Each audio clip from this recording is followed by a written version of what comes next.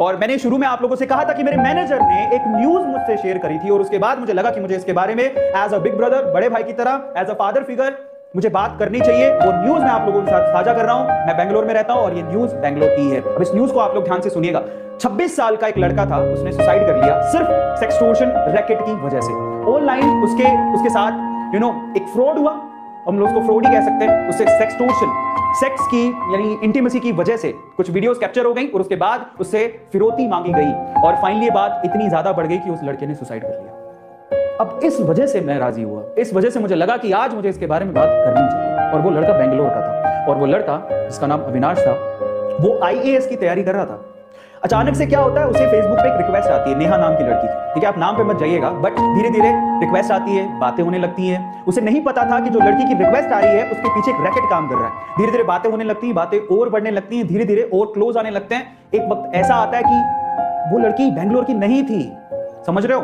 वो कभी मिले नहीं एक दूसरे से, कभी नहीं मिले। वो बेंगलोर की थी ही नहीं, कभी मिले नहीं, सिर्फ मोबाइल पे ही बातें हो रही हैं। धीरे धीरे पर्सनल नंबर शेयर हो गए, फिर धीरे धीरे उन्होंने वीडियो कॉल शुरू किए, वहां से इंटीमेट चीजें शुरू हो गई। और एक वक्त ऐसा आया जब उस लड़की ने इंटीमेट वीडियोस शेयर किए, उस लड़के को बोला कि तुम भी इंटीमेट वीडियो शेयर करो, तो गलती वही हो गई। उस लड़के ने बिलीव कर लिया और उस लड़के ने इंटीमेट वीडियोस, लाइव वीडियोस जो भी था, ऐसे वीडियो कॉल्स किए जिसकी वजह से वो फंस गया। वो वीडियो रिकॉर्ड हो गए।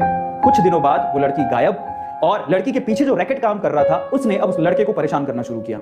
उसने वो वीडियो फॉरवर्ड किया और कहा कि आपने अगर इतने पैसे हमें नहीं दिए तो हमें वीडियोस आपकी फैमिली को भेज देंगे या सोशल मीडिया पे डाल देंगे। डर के मारे, क्योंकि हम इसके बारे में बात नहीं करना चाहते। ठीक है, इट्स नॉट एक खाना खाया, इट्स अबाउट इंटीमेसी शेयर की है, जो कि इंडिया में एक टैबू है, इसके बारे में लोग बात नहीं करते जनरली। ठीक है, सो जब ऐसा कुछ हुआ तो उसे ऐसा लगा कि यार अगर ये चीज पब्लिकली चली गई तो मेरी इज्जत का क्या होगा, घर पे मुझे लोग कैसे देखेंगे, मैं आईएएस की तैयारी करने आया हूं। ठीक है, एक ऐसा केस हुआ। उसने शुरू में पैसे दिए, उस पैसे, अब देखो जब भी आप पैसा देते हो ना तो उनकी भूख और बढ़ जाती है। तो जब उसने पैसे दिए शुरू में तो उन्होंने बोला कि उनका पेट भरा नहीं, उन्होंने कहा हमें और चाहिए।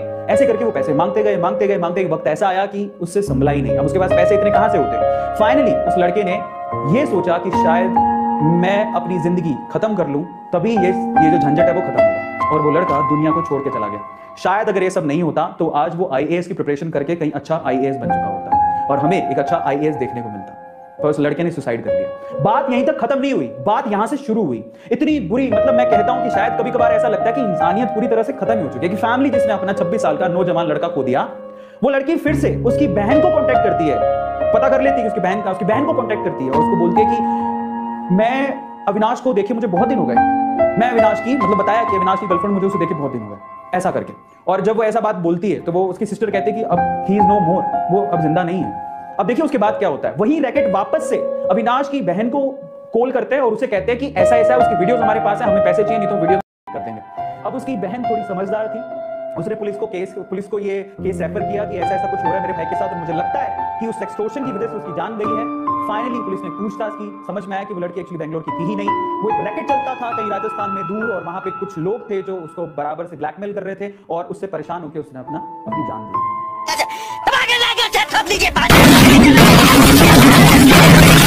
पूरा साल मेहनत करता हूँ आपके लिए बेटा, ऐसा नहीं चलेगा, ऐसा नहीं।